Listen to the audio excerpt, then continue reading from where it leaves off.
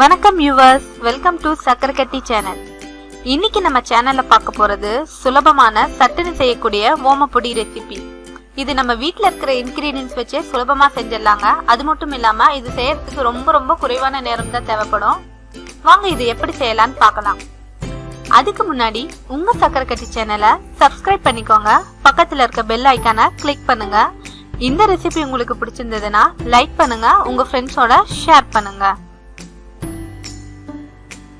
இதுக்கு தேவையான பொருட்கள்: 1 கப் கடலை மாவு. 1 கப் கடலை மாவுக்கு 1/2 கப் தண்ணி போதுமானதா இருக்கும். இன்னைக்கு நான் 1 டீஸ்பூன் ஓமத்தை 1/2 கப் தண்ணியோட சேர்த்து 2 மணி நேரம் ஊற வச்சிருக்கேன். இந்த மாதிரி ஊற வச்சு சேர்த்தணும் அப்படின்னா ஓமத்தோட ஃப்ரேக்ரன்ஸ் நல்லாவே கிடைக்கும். இந்த ஓமத்துல நிறைய மருத்துவ குணங்கள் இருக்குங்க. ஃபார் எக்ஸாம்பிள், பசியின்மை, ஜீரண கோளாறு, ஜலதோஷம் இந்த மாதிரி ப்ராப்ளம்லாம் நமக்கு இருந்தது அப்படின்னா ஓமத்தை சேர்த்துக்கிட்டோம் அப்படின்னா நமக்கு அந்த ப்ராப்ளம்க்கு ஒரு நல்ல சொல்யூஷன் கிடைக்கும்.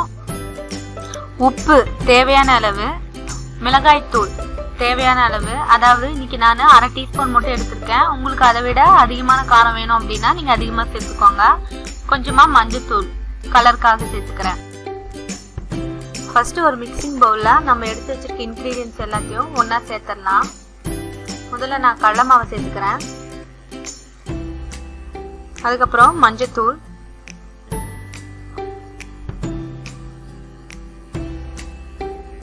ஒரு 1/2 டீஸ்பூன் மிளகாய் தூள், இதுக்கு தேவையான அளவு உப்பு சேர்த்துக்கிறேன்.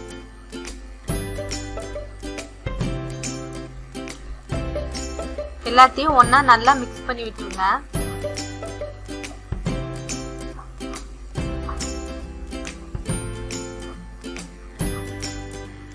ஓமப்பொடி நீங்க செஞ்சு வச்சீங்கன்னா 1 வாரம் வரைக்குமே நல்லா இருக்கும்.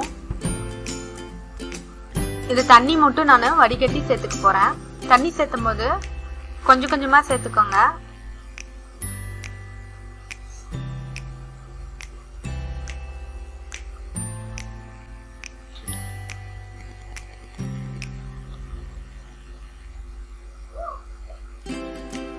தண்ணி சேர்த்துட்டு இதை நல்லா மிக்ஸ் பண்ணி விடுங்க.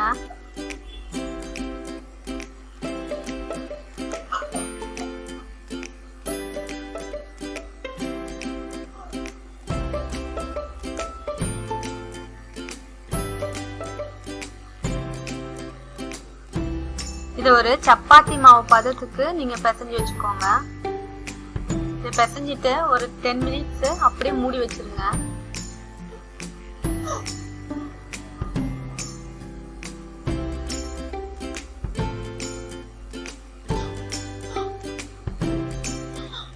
மாவு பிசைஞ்சாச்சு. இப்ப இந்த மாதிரி ஒரு ஸ்மாலா இருக்கிற ஹோல்ஸ் இருக்கிற மாதிரி அச்சு எடுத்துக்கோங்க.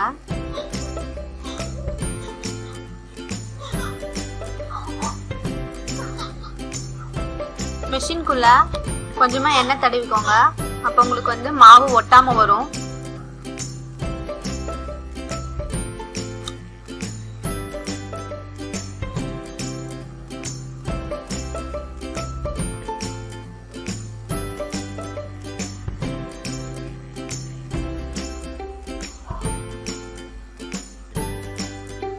இப்ப இத ஃப்ரை பண்ணிக்கலாம். ஃப்ரை பண்ணும்போது ஆயில் ரொம்ப ஒரு மீடியமான ஒரு ஃப்ளேம்ல வச்சு நீங்க ஃப்ரை பண்ணிக்கோங்க. இது கொஞ்சம் சூடு அதிகமா இருந்தா கூட கரிஞ்சிடும். இது 2 பக்கமும் நல்லா கிறிஸ்பா வேகிற வரைக்கும் பொரிச்சுக்கோங்க.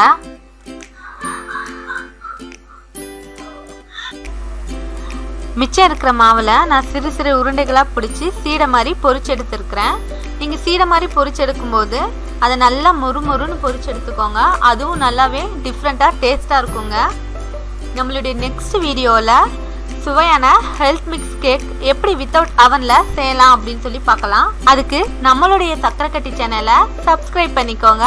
மறக்காம பக்கத்துல இருக்க பெல் பட்டனை கிளிக் பண்ணிக்கோங்க.